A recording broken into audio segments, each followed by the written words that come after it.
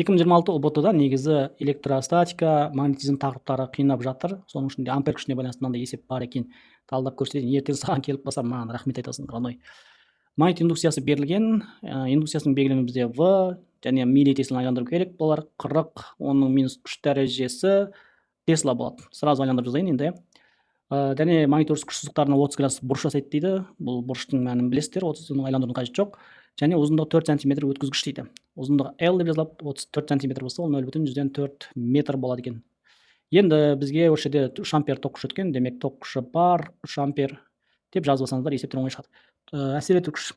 Бізде екі күш бар, көп оқушылар шатасады. Лоренц күші мен ампер күші. Лоренц күші деген ол зарядқа әсер етеді. Ал ампер күші деген өткізгішке, яғни ол жерде тоғы бар өткізгішке әсер ететін күш. Тоғы жоқ болса әсер етпейді. Осы жерден ампер күшінің формуласын жазасыздар. FA деп жазайық. Бұл жерде білсін деген формулалар. Сен мынау формуланы білсін деген формула бар. Немесе білім инновация лицейі деген сияқты бил деп жатып алсаңыздар болады. Сондай формула осы жерден просто орнына қоя салсаңыздар, жауабы шығады. 40 көбейтілген 10-ның -3 дәрежесін, және ток күші 3 ампер, және бізде L бізде 0,4 и көбейтілген синус 30 градуста. Синус 30 градуста мәнін жазып алсылайын, балалар. 30 градуста мәнін білесіздер ойлаймын, 2-ден 1-ге тең. 2-ден 1-ге тең. Ол егер осының барлығын есептейтін болсаң, бізде 2,4 көбейтілген 10-ның -3 дәрежесі шығады.